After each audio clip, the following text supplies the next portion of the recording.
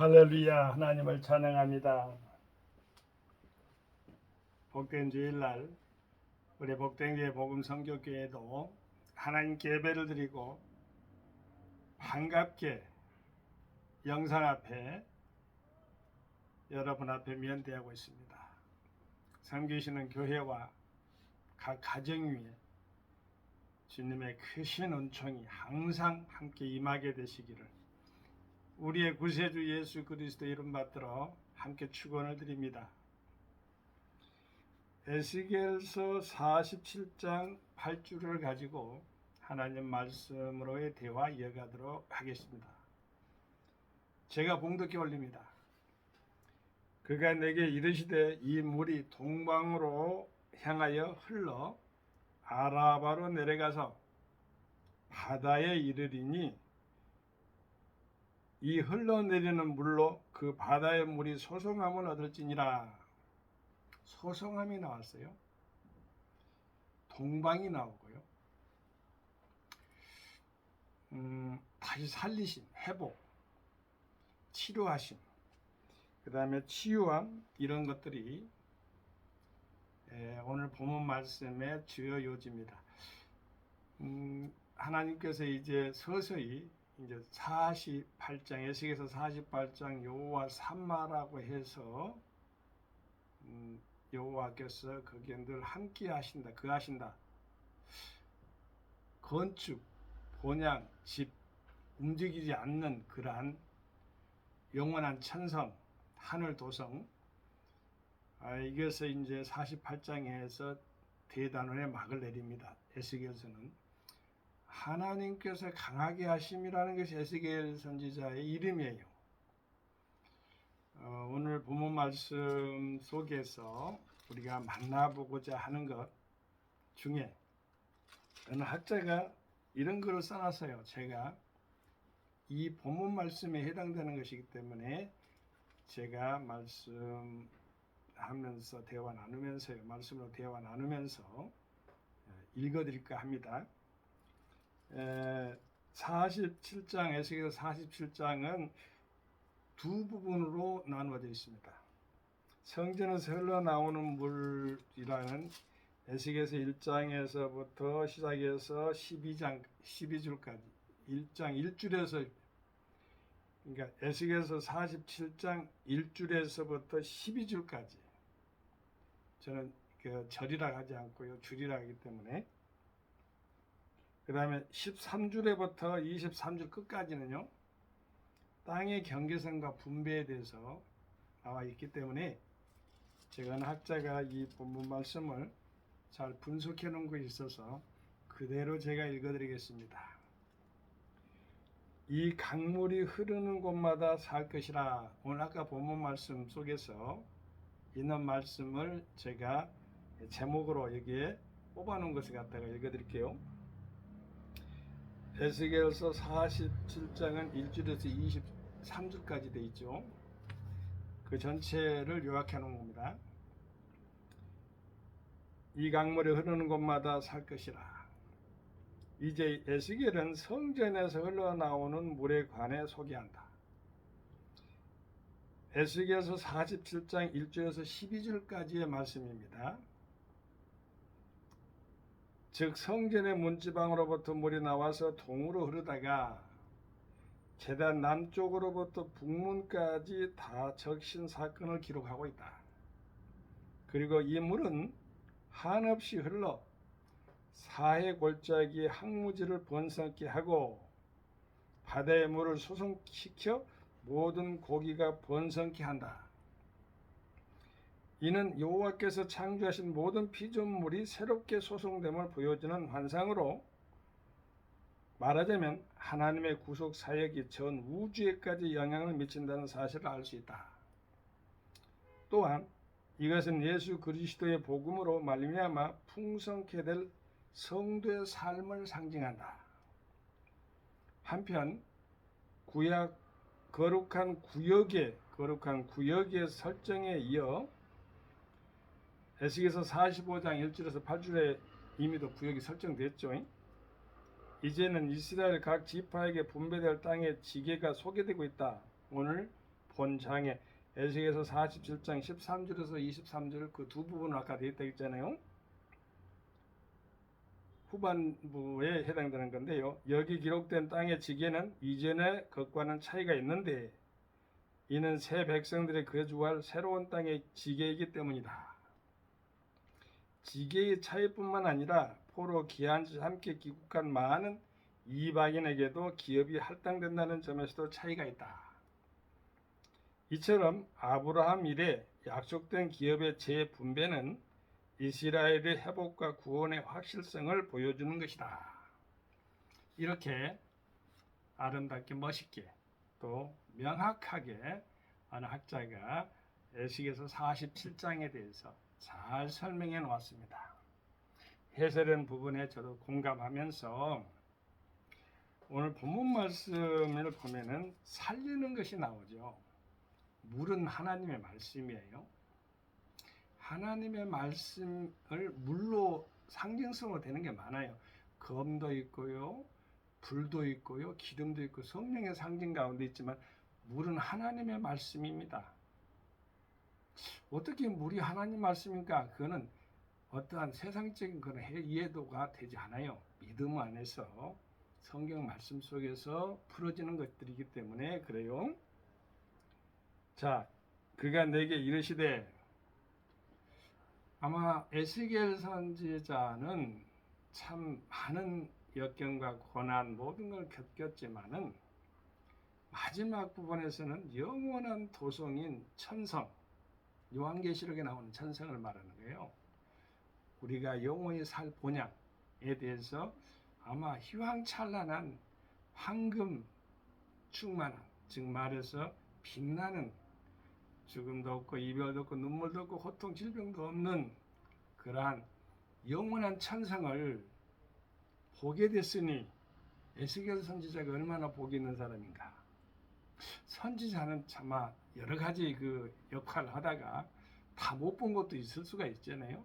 아모스 선지자나 아모스 선지자에 그에 관계된 거, 요나 선지자 관계된 거 알잖아요. 전부 다 성경 보면 역할론이 다 있기 때문에 우리는 거기서 선교적인 역할도 끄집어낼 줄 알아야 됩니다. 자, 그가 내게 이르시되 이 물이 동방으로 향하여, 항상 동쪽에는 해가 떠오르잖아요. 그러면 어둠이 물러가고 밝게 비침과 동시에 뭐가 생각나요? 죄가 드러나면서 치료가 또 이루어질 수가 있겠죠. 햇빛을 받고 모든 만물이 소생을 하잖아요. 하나님 아버지의 상징성으로 되지만 동방이나 이렇게 동쪽 지방이에요. 지방도 그래요. 지방도 얼마나 복이 있는 것인가. 햇빛이 비치는 곳이잖아요. 햇빛이 남쪽도 아니고 서쪽도 아니고 북쪽도 아니고 여기는 동방이라고 해놨으니까 제가 말씀을 드려봅니다. 성막문에 보면 동쪽으로 문이 되어 있어요. 그 유다 지파가 그렇게 활동을 하면서 거기에 지파에 있어서 문의 상징성을 또한 이렇게 담당하는데, 자 봅시다. 유다의 뿌리가 그냥 근원부터 해서 열매까지 전부 다 우리 주 예수 그리스도와 연관됐다는 것을 우리는 알 수가 있습니다. 동방으로 향하여 흘러 아라바에 내려가서, 아라바는 어느 지역인지 우리가 알 수가 없어요. 뭐 어떠한 곳인지도 알 수 없고. 그런데 지명으로 있었겠죠. 바다로 내려가는 그 지명, 지구, 우리가 말하는 저 지중해가 됐던 홍해가 됐던 바다로 연결되는 그 부분들이 있을 것 아니겠습니까? 우리나라 보면은 여기 지나가면은 갈 때에 어느 지점에 있으면은 서해를 만나려면은 안산, 또 저 앞에 보면은 저 대부도로 가려는데요. 안산에 대부도인데 시흥을 거쳐요. 또 그간 또 안산에 또 만나고 또 거기에 대부도가 있거든요. 그 시흥 정도 되겠죠. 여기서 보면 관을 어떤 지점을 거쳐야 되니까, 자, 이 지점을 거친다는 게 뭘 뜻할까? 그냥 바다로 가는 것이 아니고 이렇게 흘러버리는 게 아니고 흘러 아라바로 내려가서 바다에 이르니 그랬잖아요. 그러니까 아라바가 뭔가, 우리 일상생활 속의 아라바, 삶의 현장이라고 보겠습니다. 우리 삶의 현장에는요, 우리가 알지 못하는 수많은 눈물, 하소연, 고통, 질병, 저는 그런 생각을 해봐요. 저도 우리 가정도 보면은 누님들, 형님들 가운데 어쨌든 장애적인 입장에서 돌아가신 분들이 있어요. 각 가정에 보면 안타까운 아픔이 많이 없을 수가 없어요. 다 있어요. 그런데요, 여러분 이거 다 아세요? 인간은 모두 다 어찌 보면은 다 장애자들이라고 볼 수 있어요. 장애자들.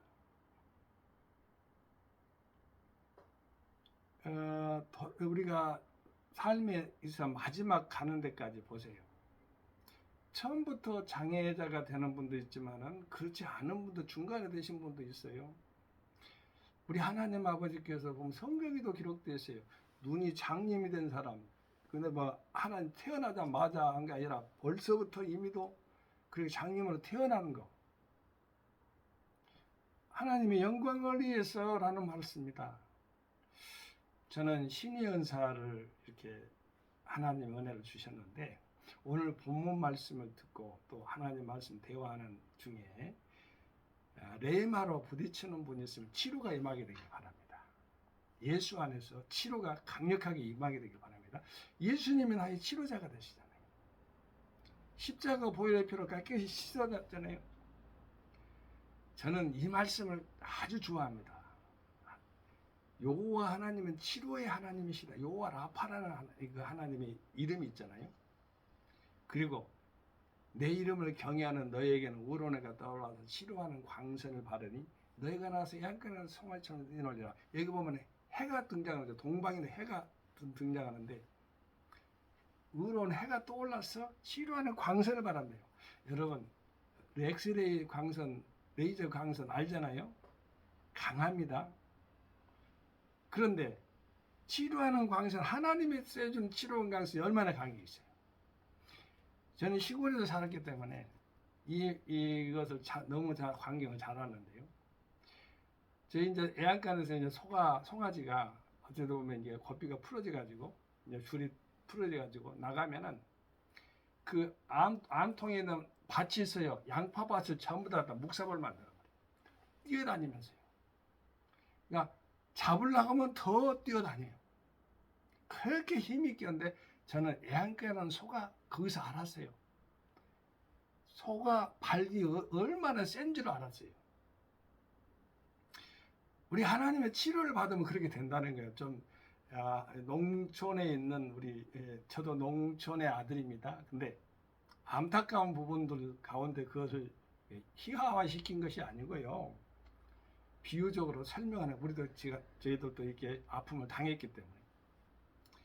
그런데 그 송아지가 그 발 뒤꿈치로 그냥 뛰어나는 거.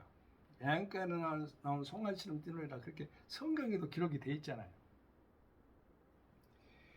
그렇게 치료가 임하는 것입니다. 그 현장이 곧 아라바에서 이루어져야 돼요. 인생의 현장에서, 삶의 현장 속에서 피하려고 하지 마세요. 어떤 사람이 아유 이거 죽겠다, 이 고통이 어떻게 심하게 어떤지 눈물 나고 말이죠. 근데요, 여러분 저는 페이스북에도 올렸어요. 딱 2번인데 필리핀에 제가 복음 선교회 할 때 아주 육체적으로 엄청나게 고통을 받았지만 치료도 많이 일어났거든요. 공부를 또 해야 되잖아요. 근데 와가지고 공부를 하다 보니까 또 총신대학교 선교대학원 내가 다녔어요. 대표 시절에 한참 어려울 때요. 밥 먹을 기력이 없고 돈이 없고 경제적으로요. 그렇게 어렵고 자녀들은 또 있고 뭐 가족이 있고 또 교회는 또 섬겨야 되잖아요. 개척이라. 아주 어려울 때가 있었는데 지나놓고 보니까요. 그 시간이 가장 행복한 시간이었더라고요. 그게 고난이 내게 유익이라 좋은 걸 배운다는 말이 있는데 그 말이 딱 맞아요. 근데 이 고난 기간에요.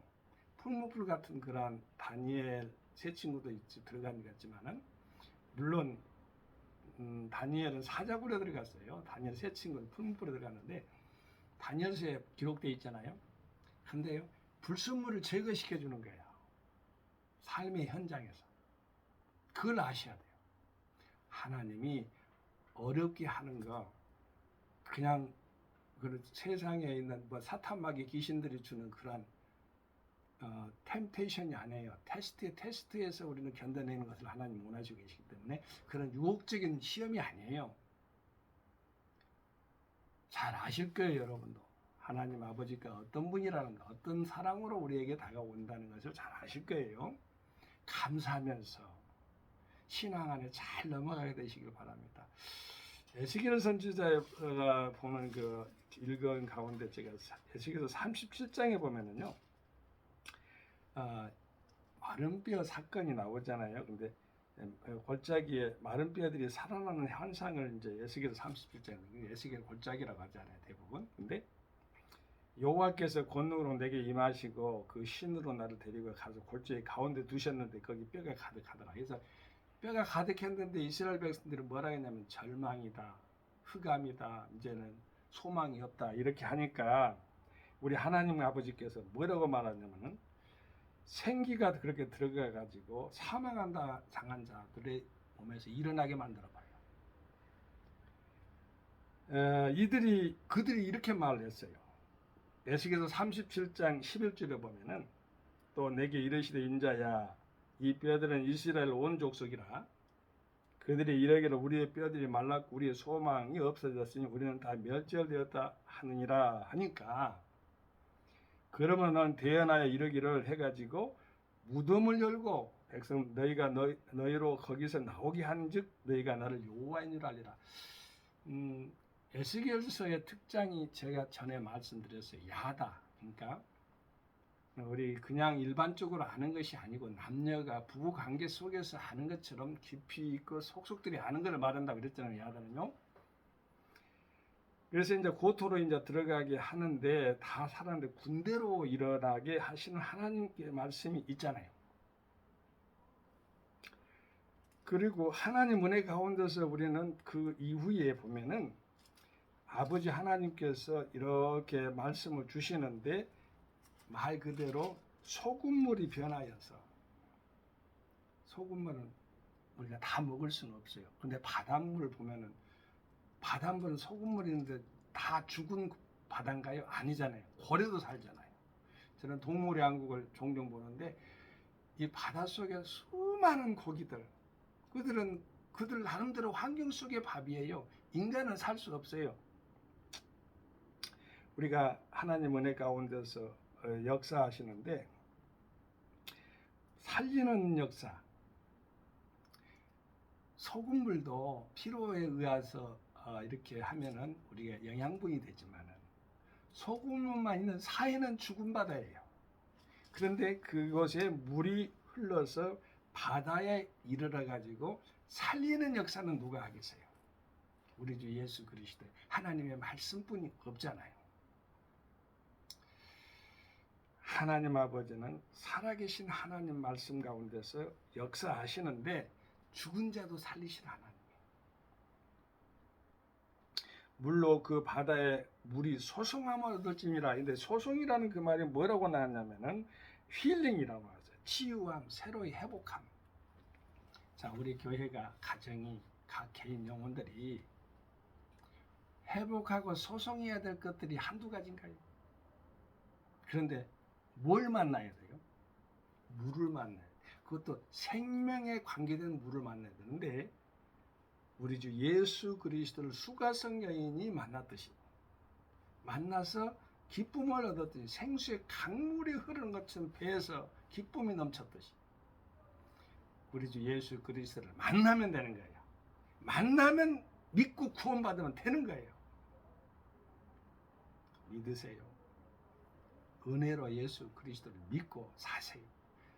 천국이 보장되어 있고 영생이 보장됐는데 왜 예면하십니까?